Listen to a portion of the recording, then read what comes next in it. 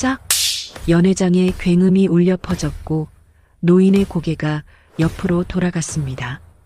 며느리가 시어머니의 뺨을 올려붙이고 수백 명의 하객들 앞에서요. 냄새나니까 당장 나가요. 남의 잔치 망치지 말고 썩 꺼지라고요. 숨을 헐떡이며 내뱉는 며느리의 목소리가 연회장에 메아리 쳤습니다. 화려한 샹들리에가 빛나는 호텔 연회장, 수백 명의 하객들이 지켜보는 자리에서였죠. 낡은 패딩 점퍼를 입은 70살 노인은 그 자리에 얼어붙었습니다. 며느리 승진을 축하해 주러 왔을 뿐인데 돌아온 건 경멸에 찬 눈빛과 차가운 멸시였습니다. 주변 사람들의 수군거림이 귀를 찔렀죠. 저 할머니는 누구야? 거지 아니야. 왜 저런 사람이 여기 들어왔대? 보기 흉하게. 정적이 흘렀습니다. 아무도 움직이지 않았죠. 노인은 천천히 고개를 돌려 피 묻은 입가를 손등으로 닦았습니다. 그리고 싸늘하게 식은 눈빛으로 며느리를 응시했죠. 그래, 이 뺨 한 대가 내 인생을 어떻게 박살내는지 똑똑히 지켜보거라. 나지막한 목소리였지만 뼈가 시리도록 차가웠습니다. 하지만 노인은 담담하게 한 걸음 앞으로 나섰습니다. 며느리 승진 축하해 주러 왔다. 애미가 자식 보러 오는데 허락이 필요하냐? 그 순간 며느리의 얼굴이 일그러졌습니다. 경비를 부르며 악을 썼죠. 이 노인네 안 끌어내고 뭐 하냐고요. 노인이 마지막으로 입을 열었습니다. 내가 사람이면 이러면 안 된다. 내가 너한테 어떻게 했는데. 그 말이 채 끝나기도 전 며느리의 손이 올라갔던 겁니다.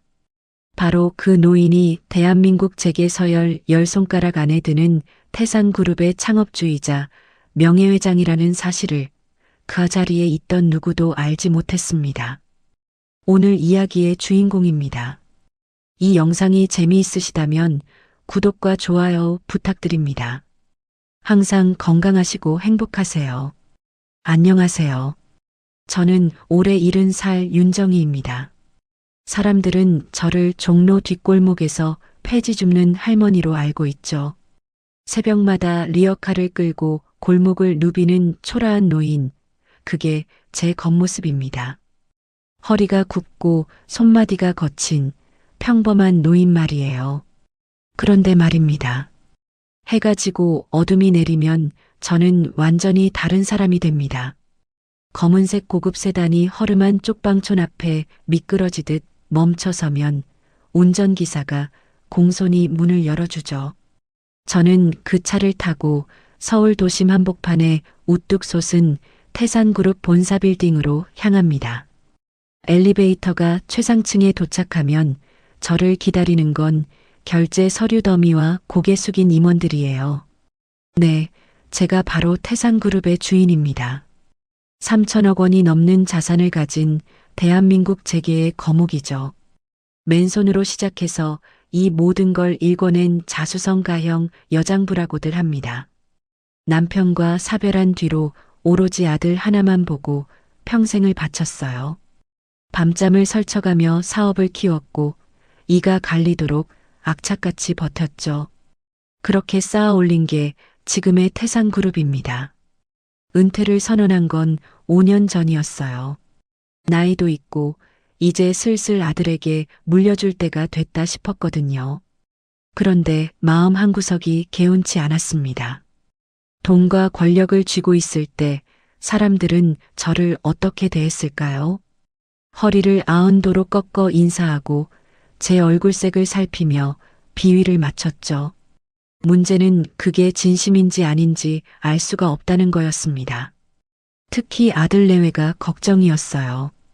저 아이들이 정말 저를 어머니로서 사랑하는 건지 아니면 3천억짜리 금고로 보는 건지 확인하고 싶었습니다. 그래서 저는 신분을 숨기기로 했어요. 태산그룹의 회장 자리는 오랜 신복인 최 비서에게 맡겼죠.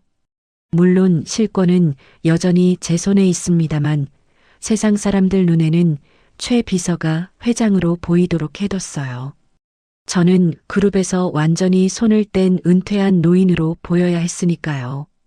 종로의 낡은 빌라에 방 한 칸을 얻어 들어갔습니다. 폐지를 주어 푼돈을 버는 가난한 노인 행세를 시작했죠.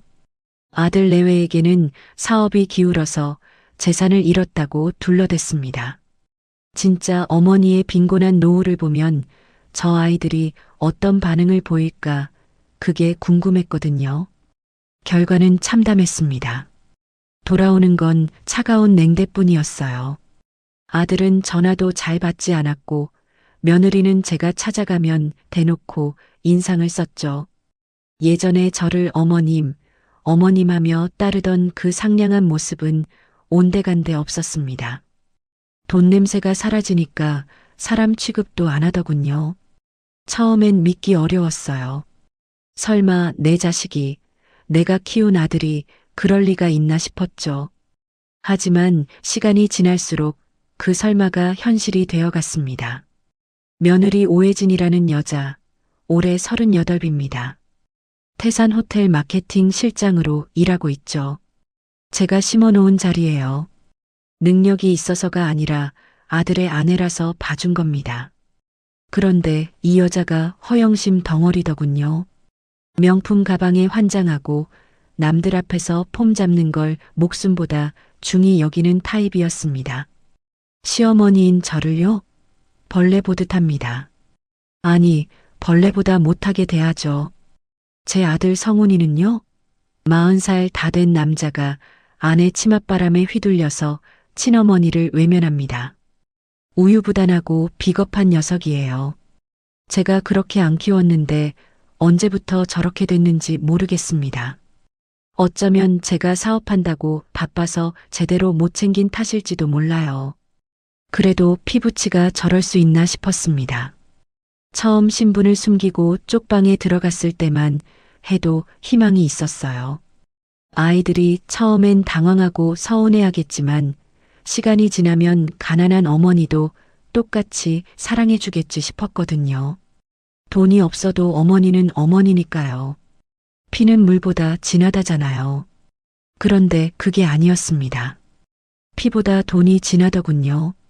적어도 제 아들 내외한테는요. 오늘 이 이야기를 시작하기 전에 한 가지 말씀드리고 싶은 게 있습니다. 저는 복수를 하려는 게 아닙니다. 아니, 처음엔 정말 복수할 생각이 없었어요. 그냥 진실을 알고 싶었을 뿐입니다.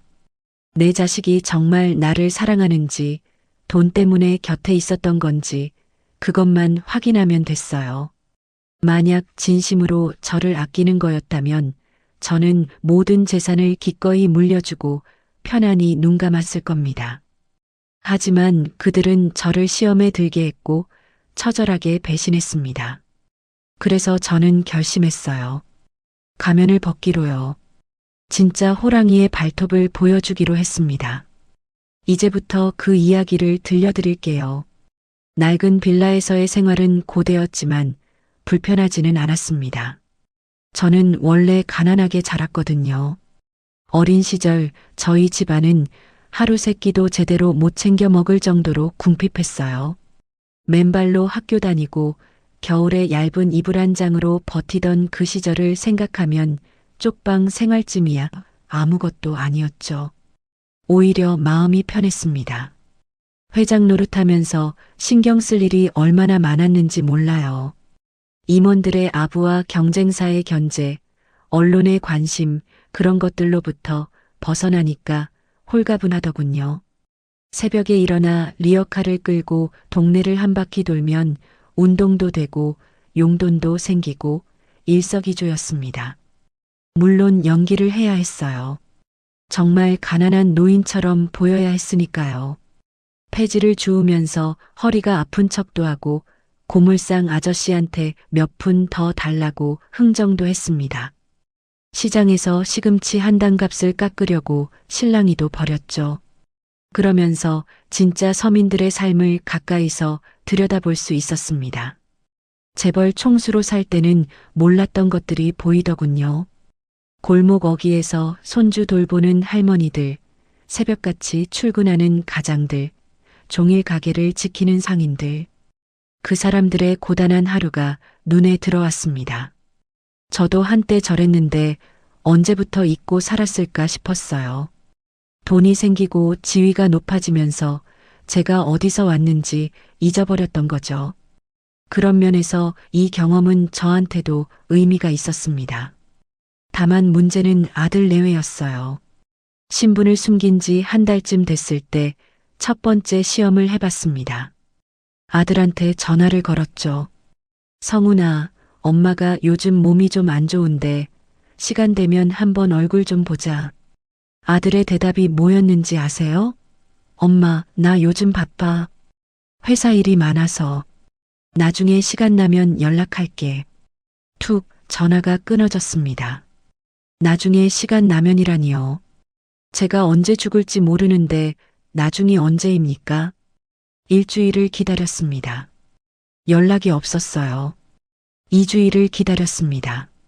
여전히 감감무소식이었죠. 한 달이 지나도록 아들은 코빼기도 비치지 않았습니다.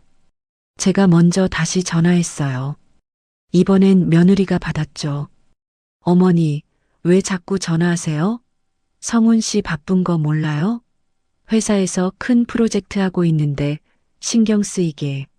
목소리가 싸늘했습니다. 예전에 저한테 어머님 하며 애교 부리던 그 여자 맞나 싶었어요. 저는 속으로 씁쓸하게 웃었습니다. 그래, 아직은 판단하기 이르다고 자위했죠. 사람이 바쁘면 그럴 수도 있는 거라고요. 하지만 마음 한구석에 검은 그림자가 드리우기 시작했습니다. 설마가 조금씩 어쩌면으로 바뀌어 가고 있었어요. 두 번째 시험은 좀 더 직접적이었습니다. 제가 아들네 집을 불쑥 방문했거든요. 초인종을 눌렀더니 한참 만에 며느리가 문을 열었습니다. 인터폰 화면으로 제가 온 걸 봤을 텐데 일부러 뜸을 들인 게 분명했죠. 어머니, 왜 말도 없이 오세요? 미리 연락하셔야죠. 집이 지금 엉망인데. 문 앞에서부터 불쾌한 기색이 역력했습니다. 저는 그래도 웃으며 들어갔어요. 거실은 말끔하게 정돈되어 있었습니다. 엉망이라고요? 새빨간 거짓말이었죠. 그냥 저를 들이기 싫었던 겁니다. 성훈이는 소파에 누워서 텔레비전을 보고 있었어요. 제가 들어와도 일어나지 않더군요. 엄마 왔어? 그게 전부였습니다. 예전 같으면 벌떡 일어나서 달려왔을 텐데요. 엄마 밥 먹었어? 뭐 사올까? 그러면서 난리를 쳤는데 이젠 고개도 안 돌리고 텔레비전에서 눈을 떼지 않았습니다. 며느리는 부엌에서 물 한 잔도 안 내왔어요. 저는 어색하게 거실 한구석에 앉아 있었죠. 1시간쯤 버텼을까요? 며느리가 시계를 슬슬 쳐다보기 시작했습니다. 어머니, 오늘 저녁에 약속이 있어서요. 죄송한데 그만 가주시면 안 될까요? 쫓겨났습니다. 제 아들 집에서 며느리한테 쫓겨난 거예요. 현관문이 닫히는 소리를 들으며 저는 복도에 한참을 서 있었습니다. 다리에 힘이 풀려서 움직일 수가 없었어요. 이게 현실인가 싶었죠. 내가 저 집 보증금을 대줬고 저 아파트 분양받을 때 잔금도 치러줬는데 내 돈으로 산 집에서 내가 쫓겨나다니. 하지만 저는 아직 포기하지 않았습니다. 혹시 내가 너무 예민한 건가 싶었거든요. 아이들이 바쁘면 그럴 수도 있지 않을까. 내가 너무 갑자기 찾아가서 부담을 줬나? 그런 생각을 하며 스스로를 달랬죠. 그래서 한 번 더 기회를 주기로 했습니다. 이번엔 제대로 준비해서 찾아가자고요. 어느 주말 오전이었습니다. 며느리한테 미리 전화를 했어요. 혜진아, 내일 점심에 집에 갈게. 내가 좋아하는 굴비 구워 놓을 테니까 같이 먹자. 며느리의 대답은 시큰둥했습니다. 아, 네. 뭐 오시려면 오세요. 하지만 저는 기대에 부풀어 있었어요. 시장에 가서 제일 좋은 영광 굴비를 골랐습니다. 상인 아저씨가 추천해 준 걸로 살이 통통하고 짭조름하게 잘 말린 놈으로요. 가격을 부르길래 깎지도 않고 샀어요. 며느리한테 좋은 거 먹여야지 하는 마음뿐이었거든요. 아들이 어릴 때 저도 이렇게 했습니다. 좋은 거, 맛있는 거는 다 아들 입에 넣어주고 저는 국물만 떠먹었죠. 어미 마음은 언제나 똑같습니다. 자식한테 뭐라도 더 해주고 싶은 거예요. 아무리 성장해도 40이 넘어도 제 눈에는 아직 어린애거든요. 그 마음을 이 녀석들이 알까요? 알면 저한테 이러지는 못할 텐데. 다음 날 아침 일찍 일어나 굴비를 정성껏 구웠습니다.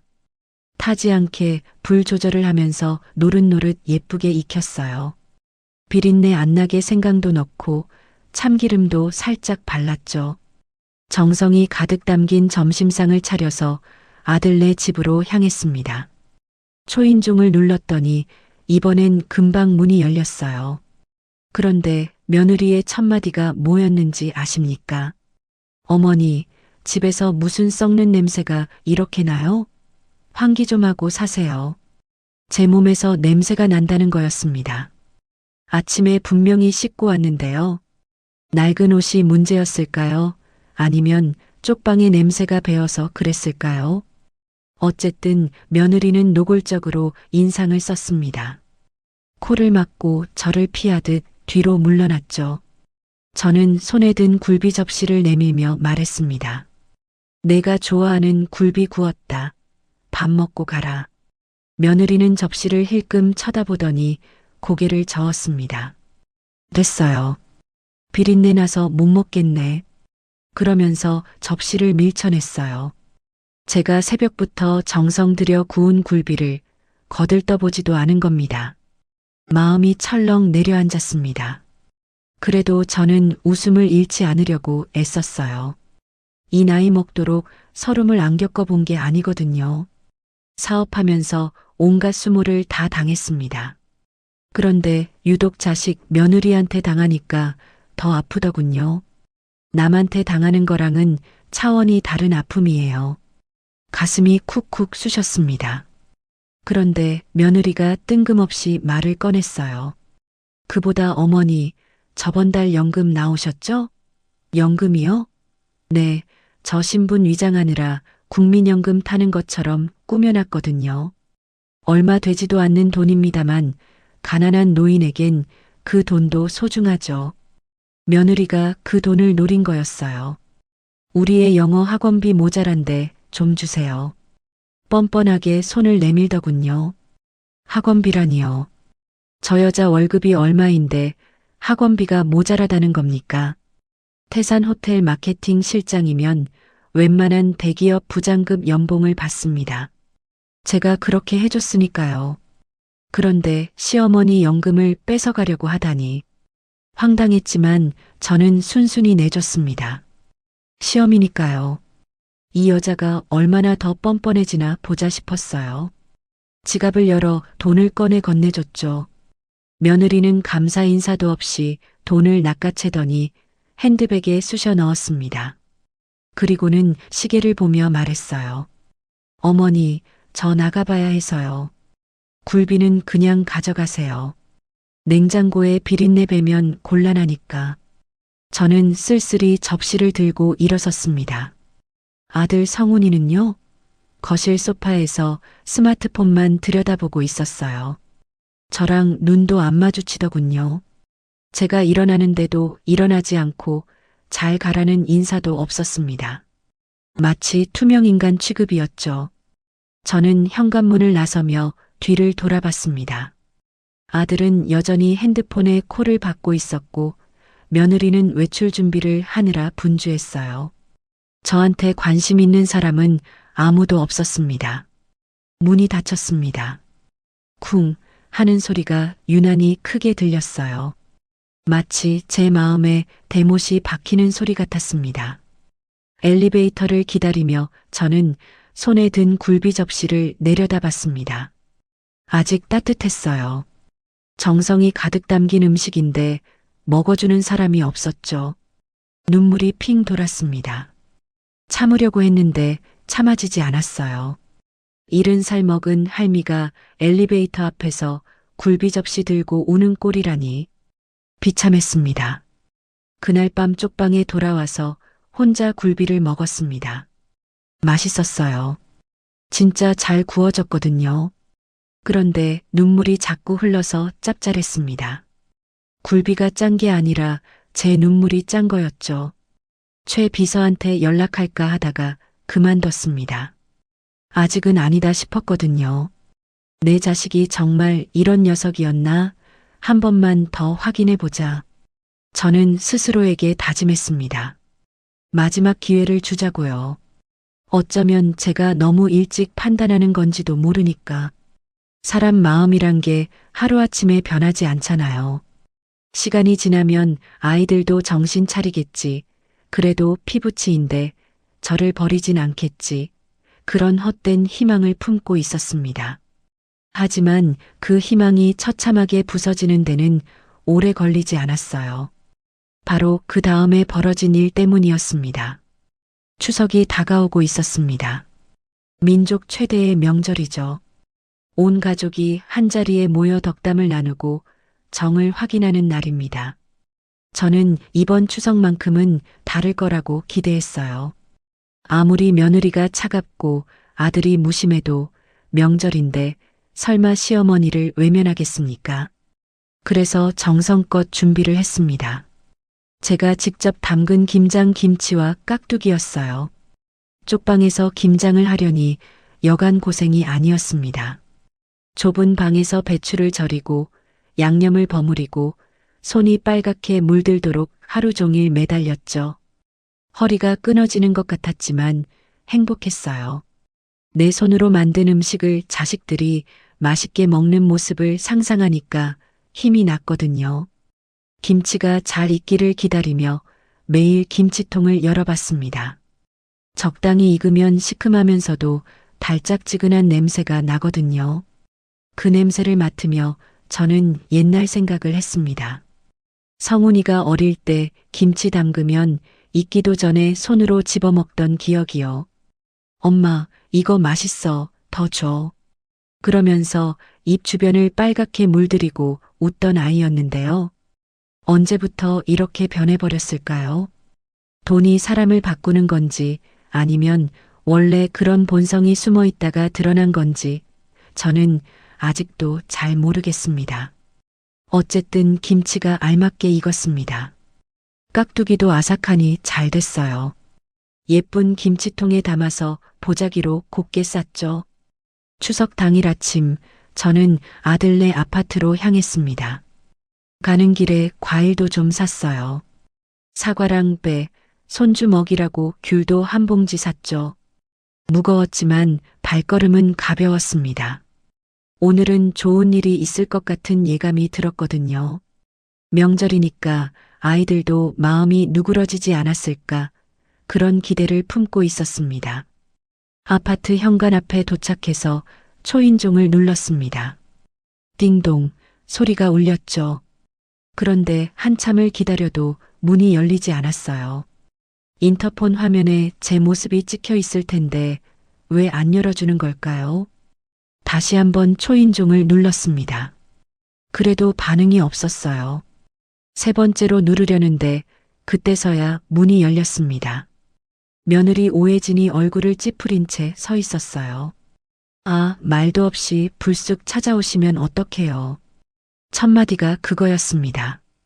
말도 없이라뇨. 추석인데 시어머니가 오는 게 그렇게 이상한 일입니까? 저는 속으로 삭히며 웃음을 지었습니다. 추석이라 왔다. 김치 담갔는데 맛있게 익었어. 이렇게 말하며 김치통을 내밀었어요. 며느리는 김치통을 힐끗 보더니 한숨을 푹 쉬었습니다. 경비실에 맡기시라니까요. 왜 자꾸 직접 들고 오세요? 경비실에요? 명절에 시어머니가 손수 담근 김치를 들고 왔는데 경비실에 맡기라니요. 기가 찼습니다. 그래도 저는 참았어요. 직접 주고 싶어서 왔다. 이거 아주 잘 익었어. 김치통을 다시 내밀었습니다. 며느리가 마지못해 받았어요. 그런데 그 다음 순간 저는 제 눈을 의심해야 했습니다. 며느리가 김치통을 들고 주방으로 가더니 그대로 쓰레기통에 처박은 겁니다. 쿵 하는 소리가 났어요. 저는 얼어붙었습니다. 뭘 하는 거냐, 그 말이 목구멍까지 차올랐지만 나오지 않았어요. 너무 충격을 받아서 입이 열리지 않았거든요. 며느리는 손을 탁탁 털며 돌아섰습니다. 그리고는 짜증 섞인 목소리로 말했죠. 어머니, 김치는 젓갈 냄새 나서 냉장고 냄새 배잖아요. 제발 이런 쓰레기 좀 가져오지 마세요. 쓰레기라고 했습니다. 제가 며칠 밤을 새워가며 담근 김치를요. 허리가 끊어지도록 고생해서 만든 정성을요. 쓰레기라고요. 머리가 하얘졌습니다. 심장이 쿵쾅거리고 숨이 가빠졌어요. 이게 정말 현실인가 싶었습니다. 저는 믿을 수가 없어서 아들을 찾았습니다. 성훈이가 이 광경을 봤을 텐데 설마 가만히 있겠습니까? 아무리 아내 편을 들어도 이건 선을 넘은 거잖아요. 친어머니가 담근 김치를 눈앞에서 쓰레기통에 버리는데 아들이라면 당연히 화를 내야 하는 거 아닙니까? 그런데 아들은요. 소파에 앉아서 텔레비전을 보고 있었어요. 봤습니다. 분명히 봤어요. 며느리가 김치를 버리는 장면을요. 그런데 아무 말도 하지 않았습니다. 모른 척 했어요. 저는 아들에게 다가갔습니다. 성훈아, 저것 좀 봐라. 혜진이가 엄마 김치를 쓰레기통에 버렸어. 아들이 겨우 고개를 돌렸습니다. 그리고는 담담하게 말했죠. 엄마, 그냥 사 먹는 게 편해. 혜진이 비위 약한 거 알잖아. 비위가 약하다고요? 그게 이유가 됩니까?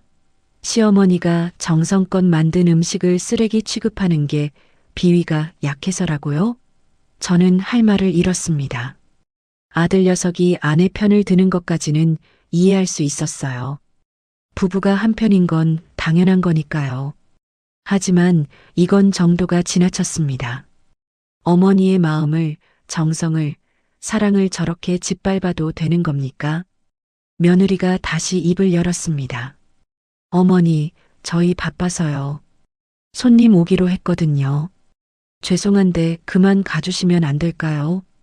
손님이요? 추석에 시어머니는 손님도 아닙니까? 가족인데요. 그런데 손님이 온다고 쫓아내는 겁니다. 저는 고개를 끄덕였어요. 그래, 가마. 할 말이 없었습니다. 더 있어봐야 수모만 당할 게 뻔했으니까요. 현관으로 향하는 제 등 뒤로 며느리의 목소리가 들렸습니다. 다음부턴 꼭 미리 연락하세요. 그리고 음식 같은 거 안 가져오셔도 돼요. 저희 알아서 먹으니까. 문이 닫혔습니다. 저는 복도에 서서 한참을 움직이지 못했어요. 다리에 힘이 풀려서 주저앉을 것 같았습니다. 쓰레기통에 처박힌 김치가 눈앞에 아른거렸어요. 그걸 태연하게 지켜보던 아들의 얼굴도요. 언제부터 저 아이가 저렇게 됐을까요? 제가 품에서 키운 아이인데요. 전 물리고 기저귀 갈아주고 아플 때 밤새 안아주고 학교 다닐 때 도시락 싸주고 그렇게 키운 아이인데요. 어떻게 저한테 저럴 수 있습니까? 엘리베이터가 왔습니다. 저는 비틀거리며 탔어요. 거울에 비친 제 얼굴이 보였습니다. 70살 먹은 노인이 울고 있었어요. 주름 가득한 얼굴에 눈물이 흘러내리고 있었죠. 불쌍하다는 생각이 들었습니다. 저 자신이요. 3천억 원을 가진 재벌인데 자식한테 쓰레기 취급을 당하다니. 돈이 많으면 뭐합니까? 자식에게 사랑받지 못하면 그게 무슨 소용입니까? 아파트를 나와 골목길을 걸었습니다. 거리에는 명절 분위기가 가득했어요. 웃음소리가 들리고 맛있는 음식 냄새가 풍겼죠. 가족끼리 손잡고 가는 사람들, 할아버지, 할머니 손을 이끄는 손주들. 저마다 행복한 추석을 보내고 있었습니다. 저만 외톨이였어요. 추석인데 갈 곳이 없었습니다. 쪽방으로 돌아가는 것 말고는요. 그날 밤 저는 혼자 방에 앉아 울었습니다. 창밖으로 보름달이 휘영청 떠 있었어요. 둥글고 밝은 달이 원망스러웠습니다. 왜 이렇게 밝게 비추는 겁니까? 제 처량한 꼴을 더 뚜렷하게 보여주려고요. 한숨이 절로 나왔습니다. 그래도 아직은 판단을 보류해야 한다고 생각했어요. 며느리가 나쁜 건 인정합니다.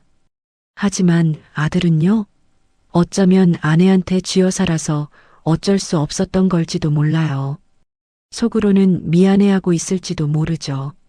그래, 한 번만 더 기회를 주자. 저는 다시 한번 스스로를 달랬습니다. 자식을 믿고 싶은 어미의 마음이었어요. 아무리 못됐어도 내 뱃속에서 나온 놈인데 설마 끝까지 저러겠습니까? 그런데 말입니다. 그 설마가 현실이 되는 건 정말 순식간이었습니다. 며칠 후에 벌어진 일이 모든 걸 바꿔놓았거든요. 어느 날 저녁, 몸이 좀 안 좋았어요. 기침이 나고 열이 나는 것 같았죠. 쪽방은 춥고 습해서 건강에 좋지 않거든요. 오래 버티다 보니 면역력이 떨어진 모양이었습니다. 아들한테 전화를 했어요. 성훈아, 엄마가 좀 아픈 것 같다. 오늘 밤만 너희 집에서 자고 가면 안 되겠니? 전화기 너머로 한숨 소리가 들렸습니다. 잠깐만요. 혜진한테 물어볼게요. 제 아들이 제 집에 어머니를 재우는데 아내한테 허락을 받아야 한다니요. 기가 막혔지만 참았습니다. 한참 후에 아들이 다시 전화를 받았어요. 엄마, 오늘은 좀 그렇대. 내일 병원 가봐. 끊으려는 아들을 저는 붙잡았습니다. 성훈아, 엄마가 진짜 힘들어서 그래. 오늘 하루만이라도 재워줘. 제발, 제발이라는 말까지 했습니다. 자식한테요. 3천억짜리 그룹 총수가 자기 아들한테 애원을 한 겁니다. 전화기 너머로 며느리의 목소리가 들렸어요. 그냥 오라고 해. 대신 안방 말고 작은 방에 재워. 아들이 다시 말했습니다. 엄마와. 근데 작은 방에서 자야 해. 작은 방이요? 손님방 말하는 거죠. 제가 돈 대서 산 아파트 안방에서 못 자고 손님방에서 자야 한다니. 그래도 어쨌습니까? 아픈데 쪽방에서 혼자 끙끙대는 것보단 낫잖아요. 저는 짐을 싸서 아들네 집으로 갔습니다. 도착하니 며느리가 퉁명스럽게 맞아줬어요. 작은 방 정리해뒀으니까 거기서 주무세요. 그리고 내일 아침 일찍 나가셔야 해요. 저희 출근해야 하니까. 알았다, 고맙다. 저는 고개를 숙이며 말했습니다. 고맙다는 말이 입안에서 쓰디썼어요. 내 집에 와서 내가 고마워해야 하다니. 이게 뭔 상황입니까? 작은 방에 들어가 누웠습니다. 좁은 침대였지만 쪽방보다는 따뜻했어요. 몸이 녹으니까 기침도 좀 가라앉았습니다. 그래도 잠이 오지 않았어요. 이런저런 생각이 머리를 맴돌았거든요. 그때였습니다. 거실에서 소곤거리는 소리가 들려왔어요. 며느리와 아들이 대화를 나누고 있었습니다. 밤이 깊어서 조용했기 때문에 여기까지 들렸죠. 처음엔 무슨 말인지 잘 안 들렸어요. 그런데 제 이름이 나오는 것 같아서 귀를 기울였습니다. 그리고 그 순간 저는 심장이 멈추는 줄 알았습니다. 자기야, 어머니 저렇게 골골대다가 우리 집에 눌러 앉으면 어떡해? 며느리의 목소리였어요. 눌러 앉는다니요. 제가 며칠 있겠다는 것도 아니고 하룻밤만 재워달라고 했는데 눌러 앉을까봐 걱정한다고요. 빨리 요양원 알아봐. 요양원이요? 저는 귀를 의심했습니다. 요양원이라고요? 제가 치매도 아니고 거동이 불편한 것도 아닌데 왜 요양원에 보내려고 합니까? 아들의 대답이 들렸습니다. 그래도 엄마 정신은 멀쩡한데 요양원에서 받아줄까? 정신이 멀쩡하니까 걱정이라는 겁니다. 요양원에 넣으려면 치매 같은 게 있어야 하는데 저는 멀쩡하니까 문제라는 거죠. 그런데 며느리의 다음 말이 저를 완전히 얼어붙게 만들었습니다. 치매라고 진단서 끊으면 돼. 내가 아는 의사한테 말해놨어. 수면제 좀 타서 정신 몽롱하게 만들고 검사받게 하자. 수면제를요? 저한테 수면제를 먹여서 치매 환자로 만들겠다고요? 그게 무슨 말입니까?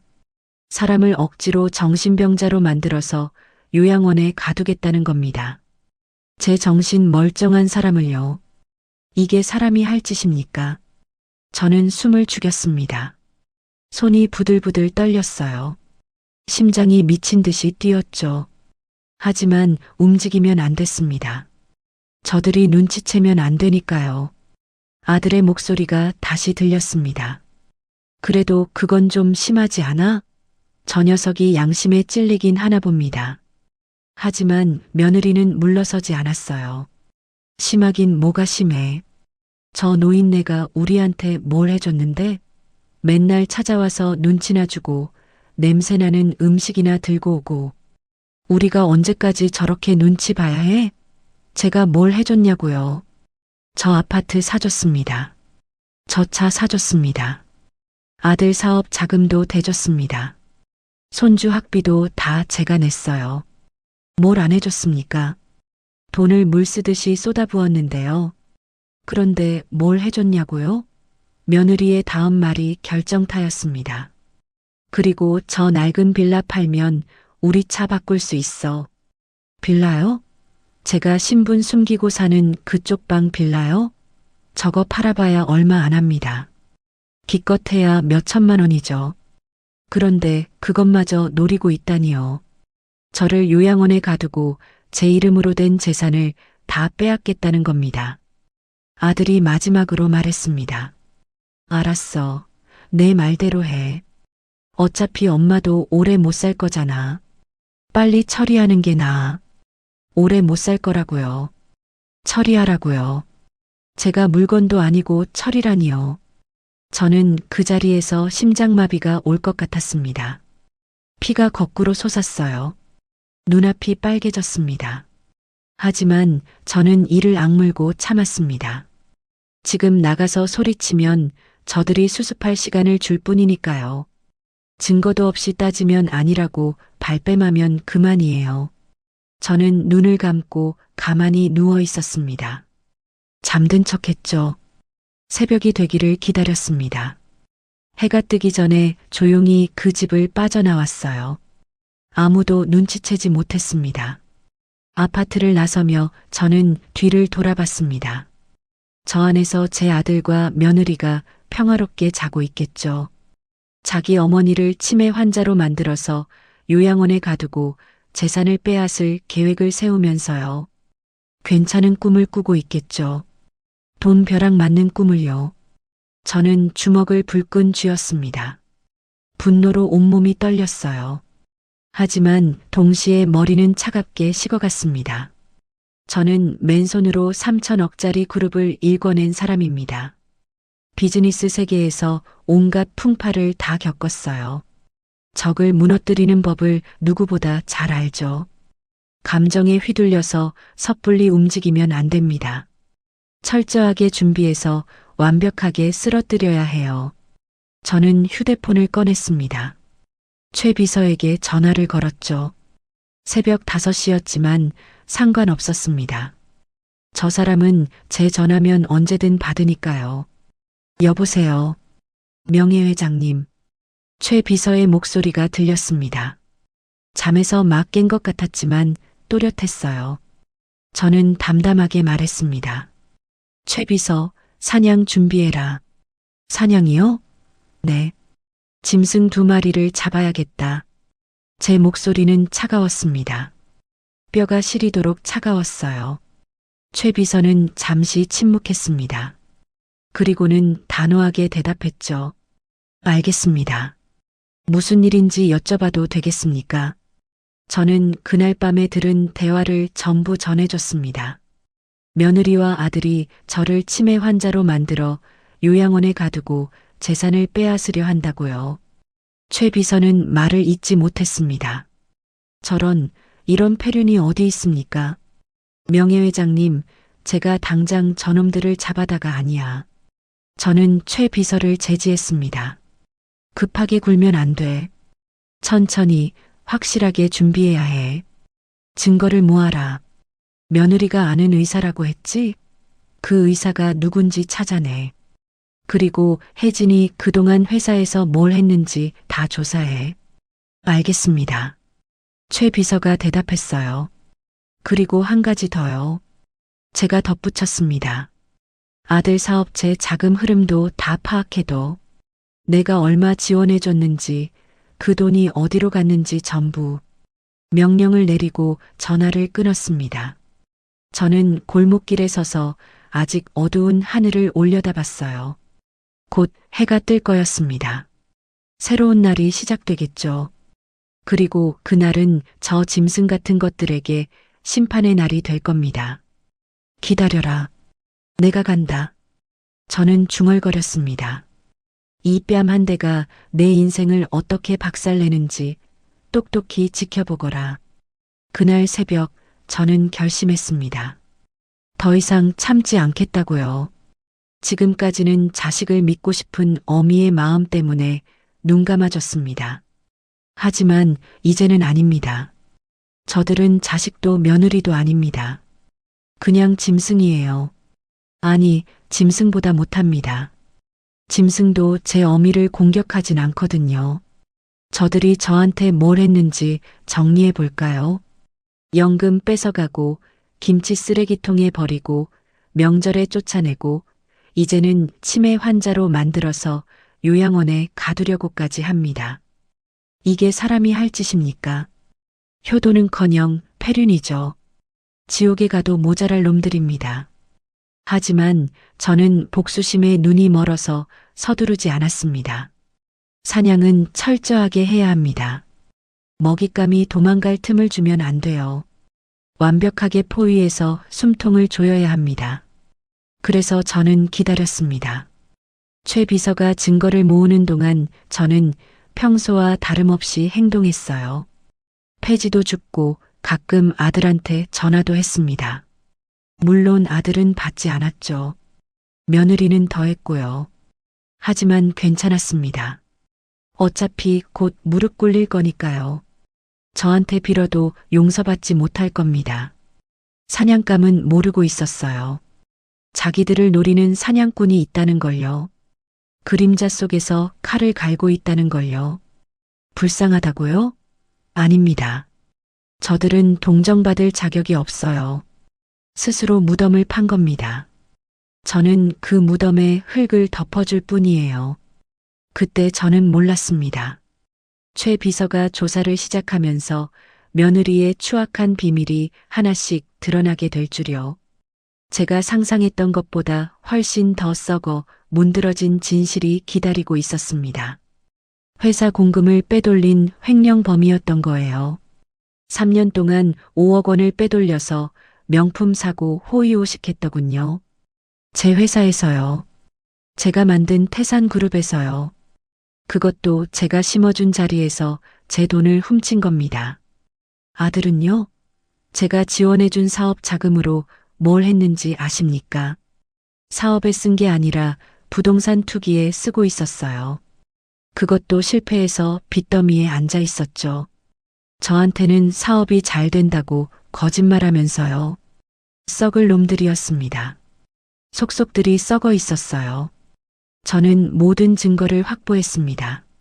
며느리의 횡령 증거, 아들의 배임 증거, 그리고 저를 치매 환자로 만들려던 모의 녹취 파일까지요. 최 비서가 비밀리에 그 집에 녹음 장치를 설치해뒀거든요. 저들의 대화가 다 녹음되어 있었습니다. 이제 남은 건 무대를 마련하는 것뿐이었습니다. 어디서 저들을 무너뜨릴 것인가. 저는 가장 화려한 무대를 골랐어요. 많은 사람들이 보는 앞에서 처참하게 무너지게 해주려고요. 그래야 맛이 나니까요. 그 무대가 바로 호텔 연회장이었습니다.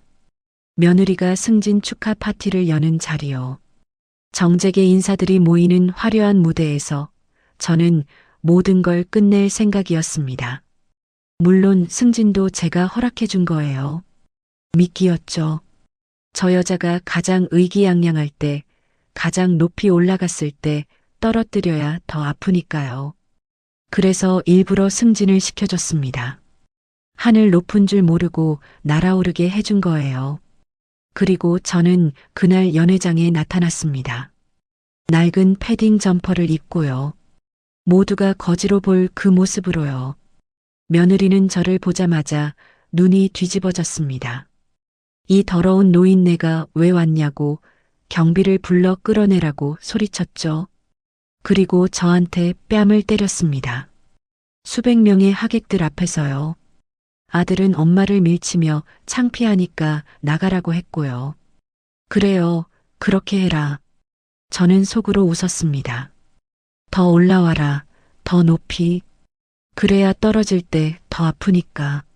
내가 올려붙인 이 뺨 한 대 3천억짜리라는 걸 곧 알게 될 거야. 그날 밤 이후로 저는 완전히 달라졌습니다. 겉으로는 여전히 폐지 줍는 할머니였지만 속으로는 칼을 갈고 있었죠. 최 비서에게 모든 조사를 맡기고 저는 기다렸습니다.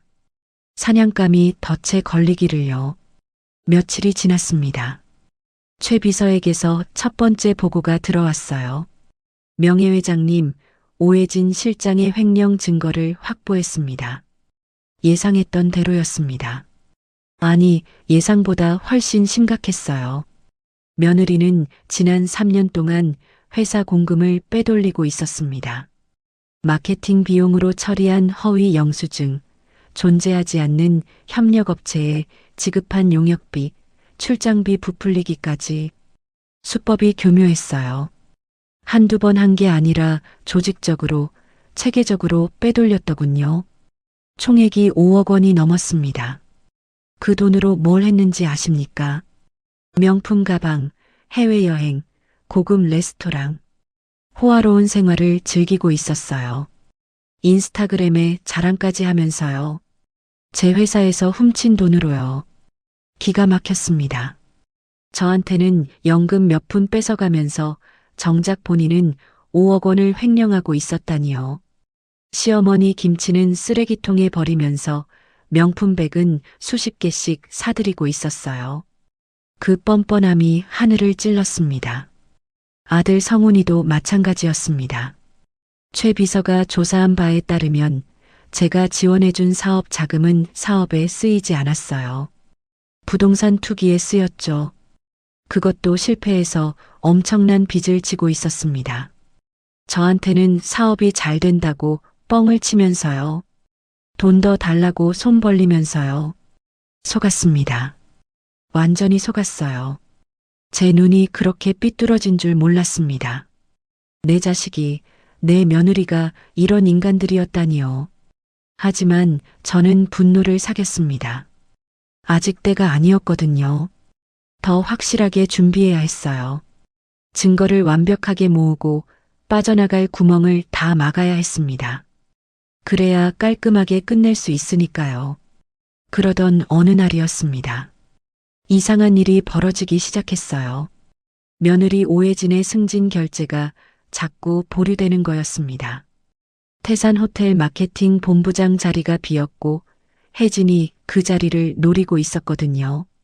마케팅 실장에서 본부장으로 승진하면 임원이 되는 겁니다.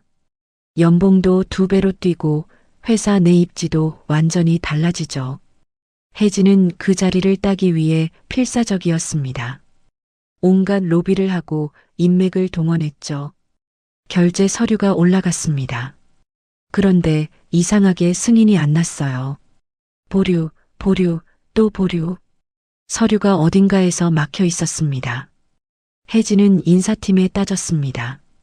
왜 제 승진 결제가 안 나는 겁니까? 빨리 처리해 주세요. 인사팀 직원은 곤란한 표정으로 대답했죠. 죄송합니다, 실장님. 위쪽의 지시라서요. 위쪽이요? 어디서 막는 건데요? 그건 저도 잘 모르겠습니다. 최상위에서 보류하라고 했다는 것밖에는요. 혜진은 어리둥절했습니다. 최상위라면 회장이잖아요. 최 회장님이 왜 제 승진을 막는 거죠? 인사팀 직원은 고개를 저었어요. 저도 모르겠습니다. 위에서 시키는 대로 할 뿐이에요. 혜진은 의아해하면서도 크게 신경 쓰지 않았습니다.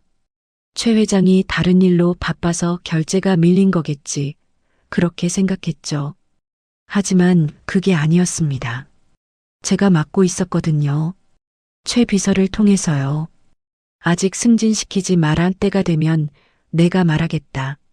저는 그렇게 지시해뒀습니다. 며느리를 조금씩 조이기 시작한 거예요. 숨통을 살짝살짝 쬐면서 불안하게 만들었습니다. 아들 성훈이도 마찬가지였어요. 사업 자금 대출이 갑자기 막혔거든요.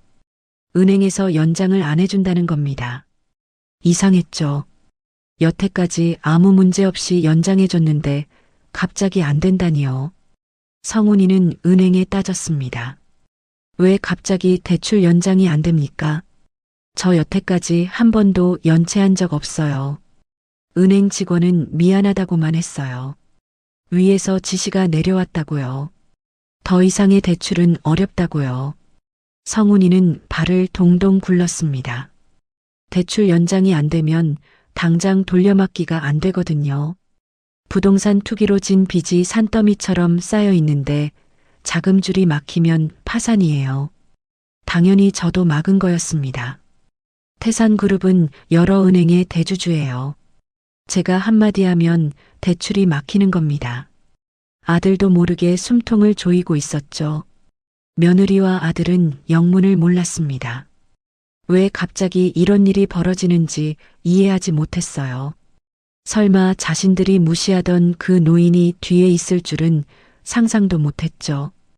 폐지 줍는 할머니가 대한민국 재계 10손가락 안에 드는 그룹 총수일 거라고는 꿈에도 생각 못했으니까요. 저는 그림자 속에서 지켜봤습니다. 저들이 점점 불안해하는 모습을요. 안절부절 못하면서 이리 뛰고 저리 뛰는 모습을요. 재미있었습니다. 사냥감이 덫에 걸려서 발버둥 치는 꼴이었거든요. 아직 본격적인 사냥은 시작도 안 했는데 벌써 이러니까요. 곧 진짜 지옥을 보여줄 텐데 그때 저들이 어떤 표정을 지을지 기대가 됐습니다. 몇 주가 더 지났습니다. 저는 며느리에게 미끼를 던졌어요. 최 비서를 통해 승진 결제를 승인하라고 했습니다. 혜진의 본부장 승진이 드디어 확정됐죠. 혜진은 기뻐서 어쩔 줄 몰랐습니다. 자기가 뭔가 대단한 일을 해서 승진한 줄 알았어요. 실력으로 인정받았다고 착각했죠. 횡령한 돈으로 호의호식하면서도 자기가 능력 있는 줄 아는 거예요. 뻔뻔함의 끝이었습니다. 혜진은 성대한 승진 축하 파티를 열기로 했습니다. 장소는 태산호텔 대연회장이었어요. 정재계 인사들을 초청해서 자신의 성공을 과시하려는 거였죠. 허영심 덩어리다운 발상이었습니다. 파티 준비가 한창이었어요. 혜진은 드레스를 맞추고 헤어와 메이크업을 예약하고 초청장을 돌렸습니다. 물론 시어머니인 저한테는 초청장이 오지 않았어요. 당연하죠. 저 같은 거지 할머니가 오면 창피하니까요. 저는 속으로 비웃었습니다. 그래, 최대한 화려하게 차려라. 가장 빛나는 순간에 나락으로 떨어뜨려 줄 테니까. 파티 당일이 됐습니다. 저는 일부러 가장 초라한 옷을 입었어요. 낡은 패딩 점퍼, 해진 바지, 더러운 운동화. 머리도 일부러 헝클어뜨렸죠. 폐지 줍다가 온 것처럼 보이게요. 거울에 비친 제 모습은 정말 거지나 다름없었습니다. 완벽했어요.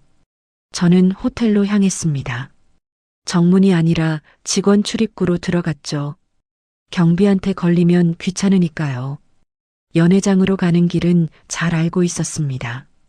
제 호텔이니까요. 연회장 문 앞에 섰습니다. 안에서 왁자지껄한 소리가 들렸어요. 샴페인 잔이 부딪히는 소리, 웃음소리, 축하한다는 인사들. 화려한 파티가 한창이었습니다. 저는 깊이 숨을 들이쉬었습니다. 그리고 문을 밀고 들어갔어요. 순간 연회장이 조용해졌습니다. 모든 시선이 저한테 쏠렸죠. 낡은 옷을 입은 노인이 화려한 파티장에 들어왔으니 당연했어요. 수군거림이 시작됐습니다. 저 할머니 누구야? 거지 아니야? 왜 저런 사람이 여기 들어왔지? 경비는 뭐 하는 거야? 저는 아랑곳하지 않고 연회장 안으로 걸어 들어갔습니다. 사람들 사이를 헤치고 앞으로 나아갔죠. 목표는 하나였습니다. 며느리 오혜진. 저 멀리서 혜진이 보였습니다. 화려한 드레스를 입고 샴페인 잔을 들고 있었어요. 주변에 사람들이 둘러싸고 축하 인사를 하고 있었죠. 의기양양한 표정이었습니다. 인생의 정점에 선 것 같은 얼굴이었어요.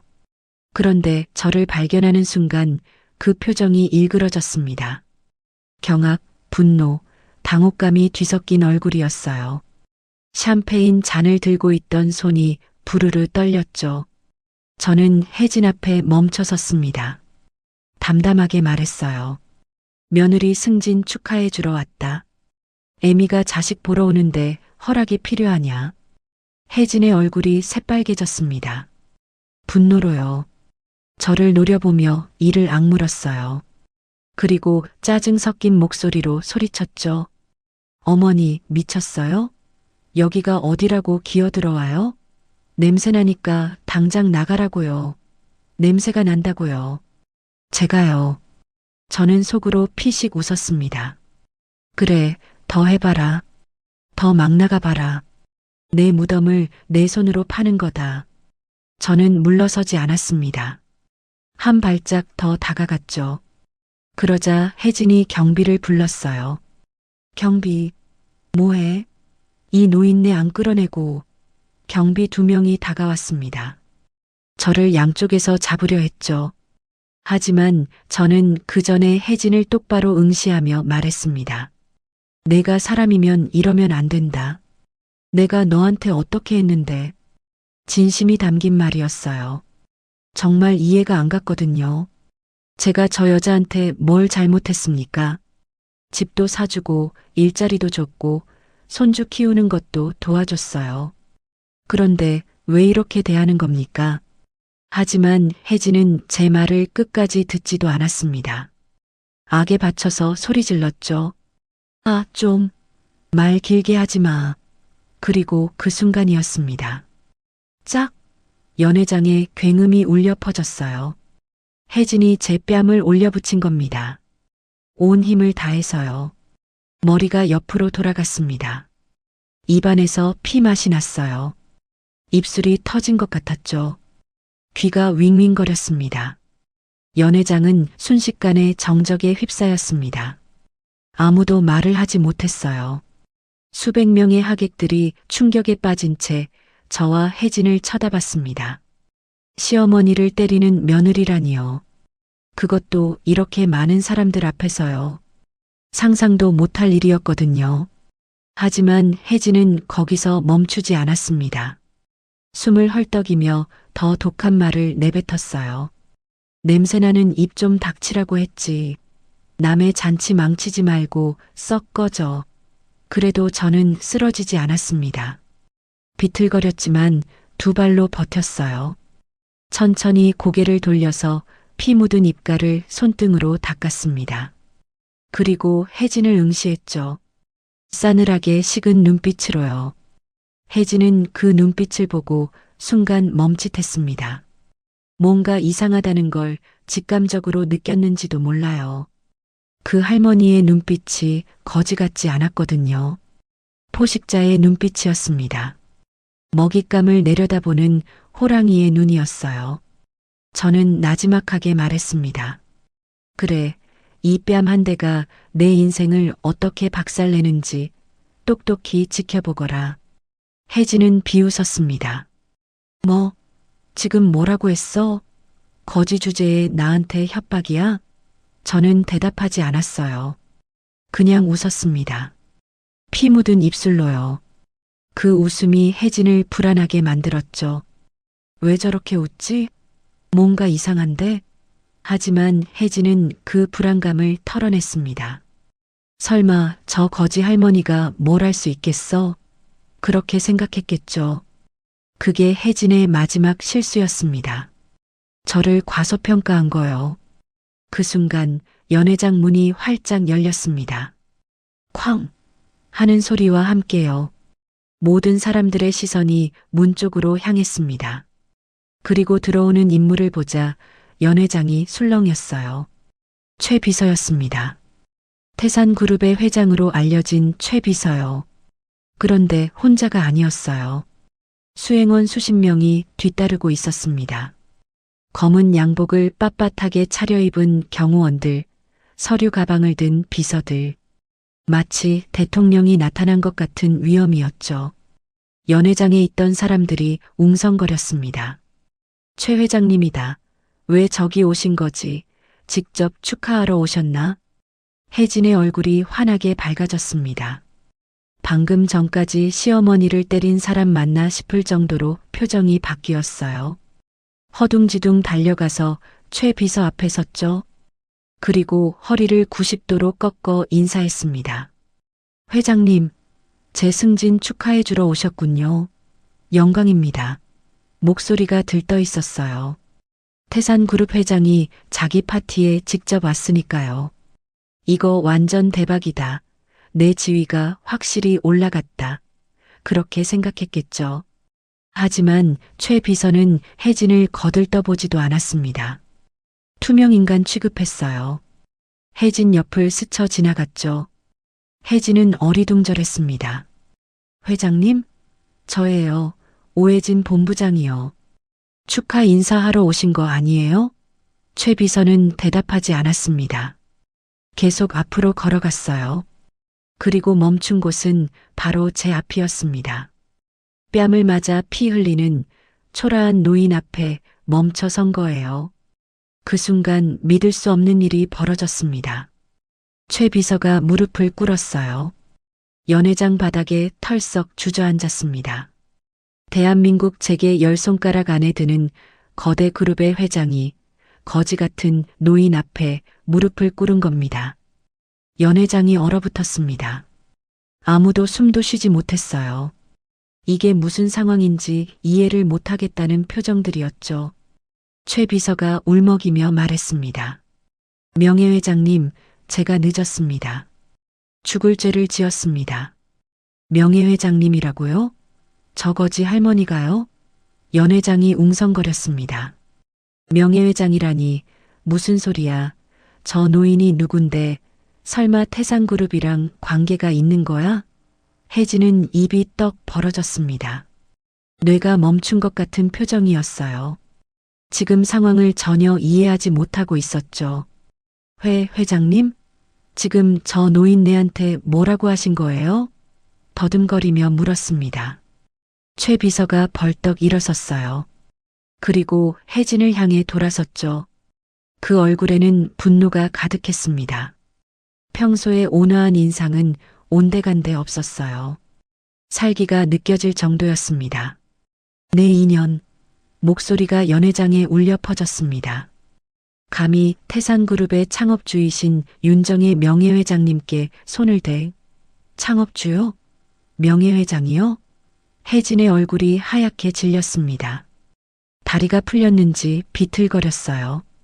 믿을 수 없다는 표정이었죠. 그럴 리가 없어요. 저 거지 할머니가 태산그룹 창업주라고요? 말도 안 돼요.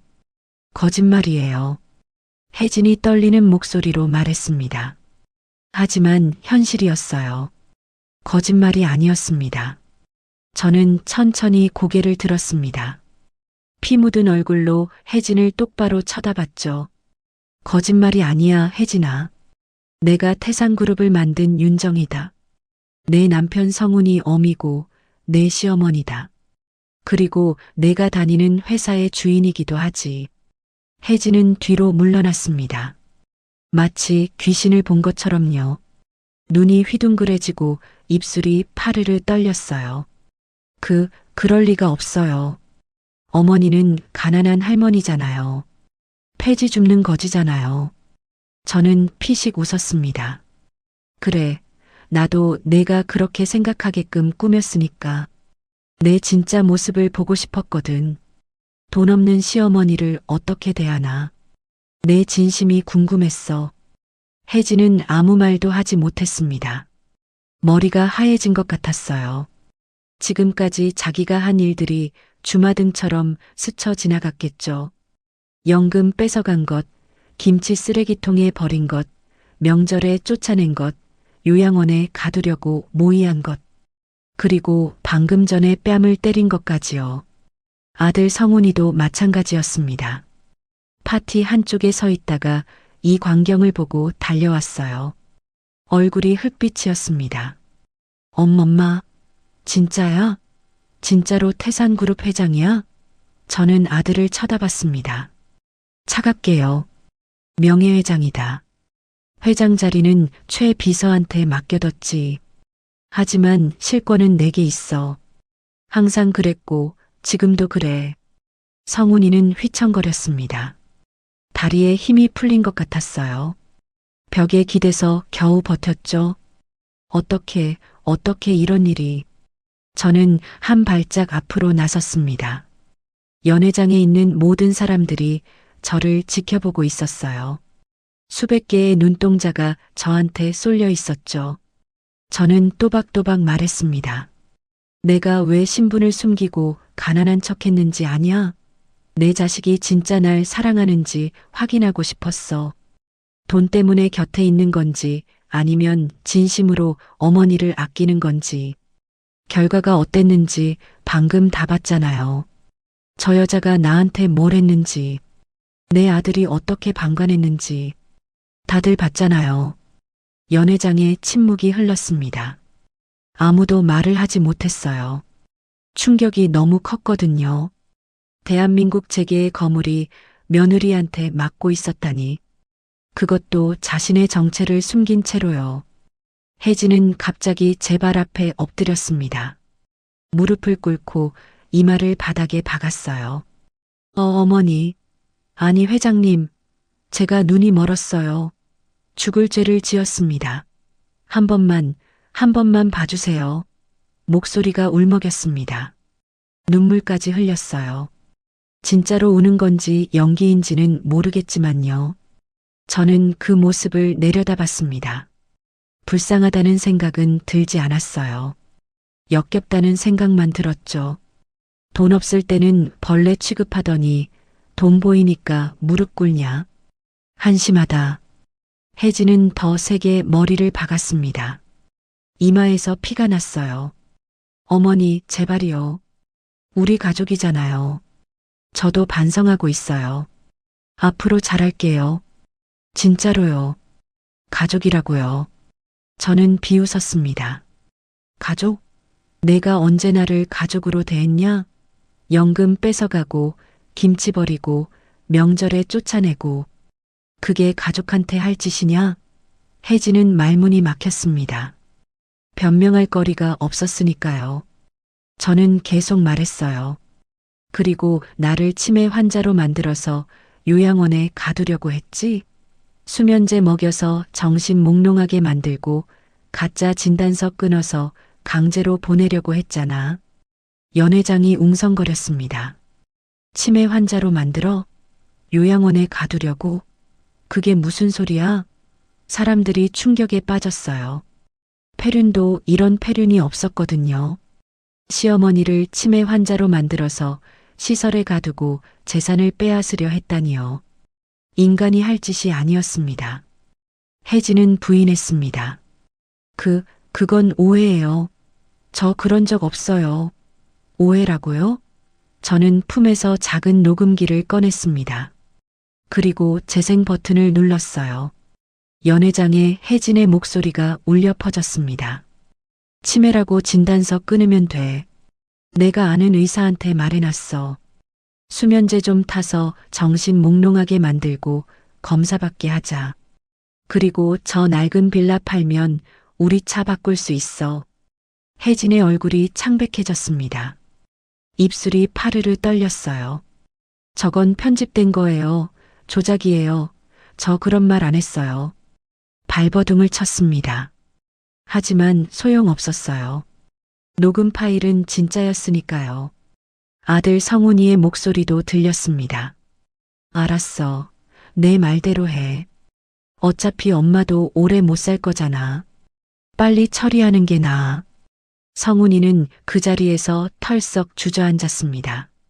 할 말을 잃은 것 같았어요. 자기 목소리가 수백 명 앞에서 울려 퍼지는 걸 듣고 있어야 했으니까요. 친어머니를 처리하겠다고 말한 그 목소리를요. 연회장에 있던 사람들이 수군거렸습니다. 저게 진짜야?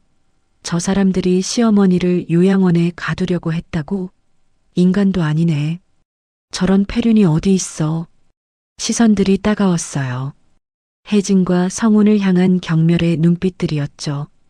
방금 전까지 승진을 축하해주던 사람들이 이제는 쓰레기 보듯이 쳐다봤습니다. 저는 담담하게 말했습니다.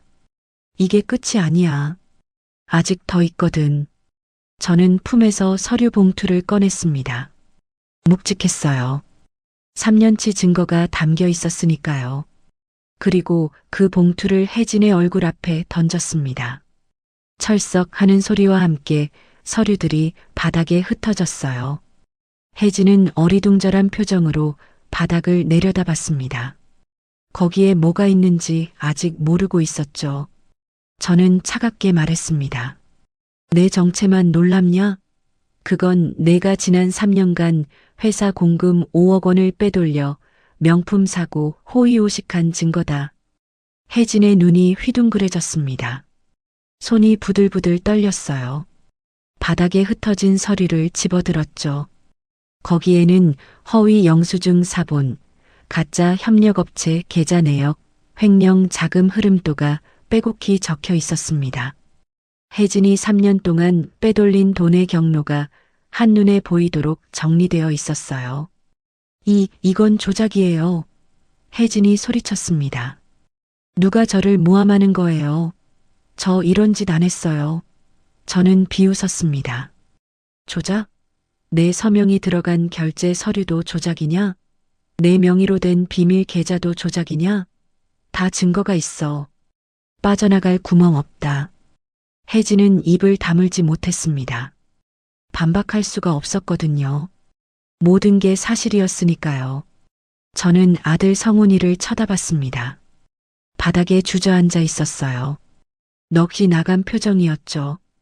그리고 내 아들놈아, 내가 날 치매 환자로 몰아 요양원에 가두려던 녹취 파일도 여기 있다. 방금 들은 것 또 들려줄까? 성훈이는 고개를 저었습니다. 힘없이요. 더 이상 변명할 기력도 없어 보였어요. 연회장 문이 다시 열렸습니다. 이번에는 경찰들이었어요. 제복을 입은 경찰관 여러 명이 연회장 안으로 들어왔죠. 수갑을 들고 있었습니다. 혜진은 그 모습을 보자 비명을 질렀습니다. 안 돼요. 저 잡아가면 안 돼요. 저는 억울해요. 하지만 경찰은 멈추지 않았습니다. 오혜진 씨, 업무상 횡령 및 존속 폭행 혐의로 긴급 체포합니다.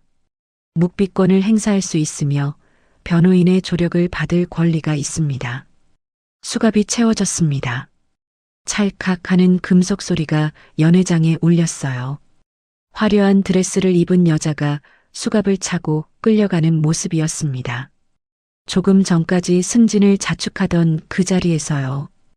혜진은 제 앞을 지나가며 발버둥 쳤습니다. 어머니, 제발요. 한 번만 봐주세요. 제가 잘못했어요. 다시는 안 그럴게요. 제발. 저는 눈도 깜빡하지 않았습니다. 차갑게 내려다봤죠. 돈 없을 땐 벌레 취급하더니 이제 와서 싹싹 빈다고 용서받을 줄 알았냐? 혜진의 얼굴이 일그러졌습니다. 울음과 분노가 뒤섞인 표정이었어요. 하지만 더 이상 말할 기회는 없었습니다. 경찰이 연회장 밖으로 끌고 나갔거든요. 아들 성훈이는요? 바닥에 주저앉은 채 멍하니 있었습니다. 아내가 끌려가는 모습을 보면서도 아무것도 하지 못했어요. 아니, 할 수 없었겠죠. 자기도 공범이었으니까요. 저는 최 비서를 돌아봤습니다. 당장 처리해. 최 비서가 고개를 숙였습니다. 알겠습니다. 명예회장님. 그리고 수행원들에게 지시했어요. 오해진 즉시 해고 처리해라. 퇴직금 전액 몰수. 횡령한 5억 원 전부 회수 조치 들어가고. 네, 알겠습니다. 그 다음은 아들 차례였습니다. 저는 성훈이 앞에 섰어요. 여전히 바닥에 주저앉아 있었죠. 고개도 들지 못하고 있었습니다. 성훈아. 제가 불렀습니다. 성훈이가 천천히 고개를 들었어요. 눈에 눈물이 고여 있었습니다. 엄마, 저는요? 저는 어떻게 되는 거예요? 목소리가 떨렸습니다. 저는 담담하게 말했어요. 내가 지원해준 아파트, 차, 사업 자금 전부 회수한다. 당장 다 토해내라. 성훈이의 얼굴이 창백해졌습니다. 그러면 저 당장 살 데도 없어요. 빚만 잔뜩 남는데요. 저는 어깨를 으쓱했습니다. 그게 내 알바냐? 내가 빚을 진 건 내 잘못이지. 부동산 투기하다 망한 거 내가 책임져야 하냐? 성훈이는 입술을 깨물었습니다. 눈물이 흘러내렸어요. 엄마, 제발요. 저 정말 잘못했어요. 다시는 안 그럴게요. 한 번만 기회를 주세요. 기회를요? 저는 콧웃음을 쳤습니다. 기회는 이미 충분히 줬어. 내가 몇 번이나 찾아갔냐? 그때마다 쫓아내고 무시하고 모욕했잖아. 이제 와서 기회 달라고? 성훈이는 고개를 떨궜습니다. 더 이상 할 말이 없었겠죠. 저는 최 비서에게 다시 지시했습니다. 상속 포기 각서 준비해도 저놈한테 서명받아. 단 한 푼도 물려줄 생각 없으니까. 네, 명예회장님. 성훈이는 무릎을 꿇고 매달렸습니다. 엄마, 제발. 상속까지 포기하면 저 진짜 거지 돼요. 제발 그것만은요. 저는 그 손을 뿌리쳤습니다. 거지? 내가 나를 거지 취급했잖아. 이제 내가 그 꼴이 되는 거야. 자업자득이다. 성훈이는 바닥에 엎드려 울었습니다. 서러운 울음이었죠. 하지만 저는 동정심이 들지 않았어요. 저 녀석이 저한테 한 짓을 생각하면 당연한 응보였거든요. 저는 연회장에 있는 사람들을 돌아봤습니다. 수백 명의 하객들이 이 광경을 지켜보고 있었어요. 충격에 빠진 표정들이었죠. 저는 또박또박 말했습니다. 여러분, 잘 보셨죠? 이게 제 며느리와 아들이 저한테 한 짓입니다. 돈 있을 때는 어머님 하더니 돈 없으면 쓰레기 취급하고 요양원에 가두려고까지 했어요. 이런 짐승 같은 것들한테 제 재산을 물려줄 수 없습니다. 연회장이 조용했습니다. 아무도 입을 열지 못했어요. 저는 선언했습니다. 제 전 재산 3천억 원은 오늘부로 사회에 환원합니다. 불우한 노인들을 위한 복지재단을 설립할 겁니다. 저런 짐승들에게는 단 한 푼도 물려줄 수 없습니다. 웅성거림이 일었습니다. 3천억을 기부한다고? 전 재산을? 대단하시다. 저런 자식들 때문에 마음고생 많이 하셨겠네. 최 비서가 앞으로 나섰습니다. 명예회장님의 뜻에 따라 태산복지재단이 설립될 예정입니다. 어려운 노인분들을 위해 쓰일 것입니다. 저는 마지막으로 아들을 내려다봤습니다. 성훈아, 잘 살아라. 이제 넌 내 아들이 아니다. 그리고 돌아섰습니다. 뒤도 돌아보지 않았어요. 연회장을 나서는 제 뒤로 성훈이의 울음소리가 들렸습니다. 하지만 저는 멈추지 않았어요. 이미 끝난 일이었으니까요. 1년이 흘렀습니다. 제주도의 바다가 보이는 작은 카페였어요. 저는 세련된 선글라스를 쓰고 테라스에 앉아 있었습니다. 따뜻한 차 한 잔을 앞에 두고요. 날씨가 좋았습니다. 파란 하늘에 하얀 구름이 두둥실 떠가고 있었어요. 바다는 잔잔했고 바람은 부드러웠죠. 평화로웠습니다. 제 옆에는 오랜 친구가 앉아 있었어요. 시장에서 장사하던 박 사장님이었습니다. 제가 폐지 줍던 시절에 알게 된 분이에요. 유일하게 저를 진심으로 대해주셨던 분이죠. 돈이 없어도 지위가 없어도 저를 사람으로 대해주셨어요. 정혜 씨, 오늘 바다 진짜 예쁘네요. 박 사장님이 말했습니다. 저는 미소를 지었어요. 그러게요.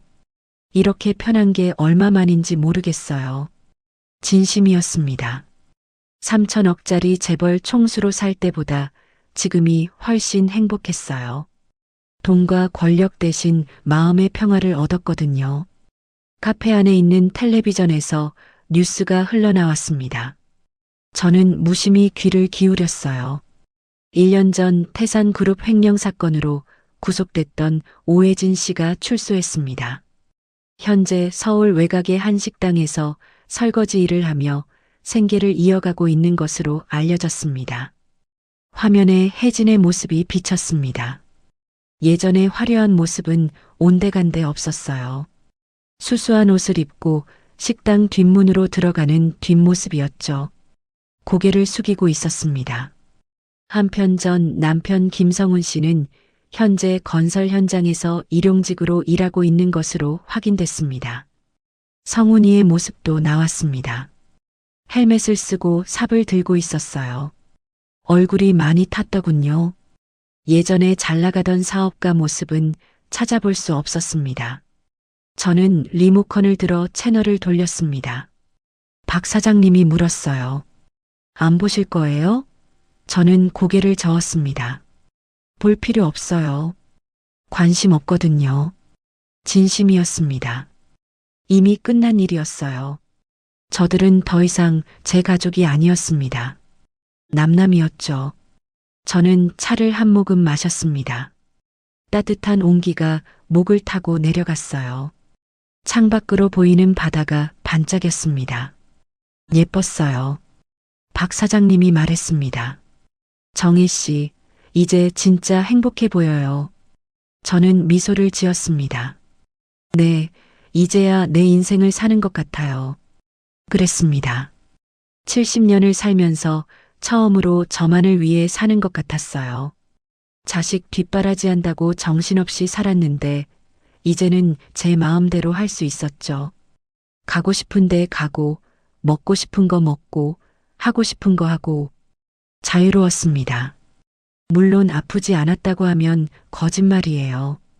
제 뱃속에서 나온 자식인데 어떻게 안 아플 수 있겠습니까? 가끔 밤에 잠이 안 올 때 생각하곤 했어요. 내가 뭘 잘못했을까? 어디서부터 틀어졌을까? 하지만 후회는 없었습니다. 저는 제가 할 수 있는 최선을 다했거든요. 자식을 위해 모든 걸 바쳤어요.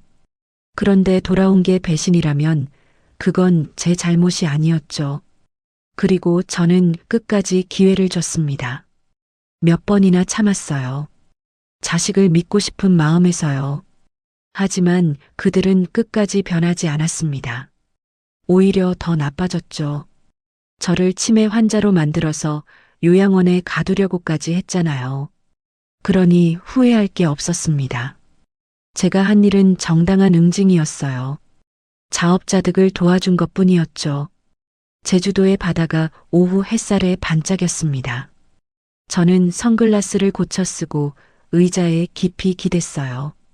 날씨 참 좋네요. 저는 중얼거렸습니다. 박 사장님이 웃으며 맞장구 쳤어요. 그러니까요. 앞으로 더 행복하실 거예요. 저도 웃었습니다. 네, 그럴 것 같아요.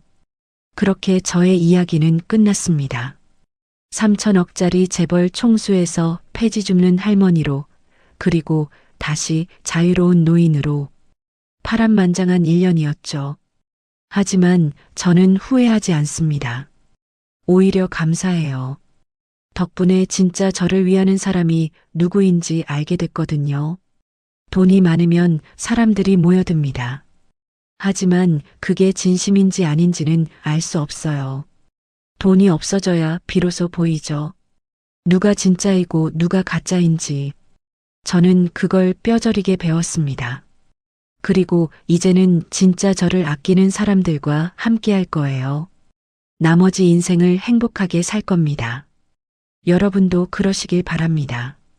주변에 진심으로 여러분을 아끼는 사람이 누구인지 잘 보세요. 그리고 그 사람들을 소중히 여기세요. 돈이나 지위 같은 건 언제든 사라질 수 있어요. 하지만 진심은 영원하거든요. 오늘 제 이야기가 여러분께 작은 위로가 됐으면 좋겠습니다. 인생의 주인공은 바로 당신입니다. 오늘 하루도 가장 빛나는 날이 되시길 바랍니다. 이 영상이 마음에 드셨다면 좋아요와 구독 버튼을 눌러주세요. 항상 건강하시고 행복하세요.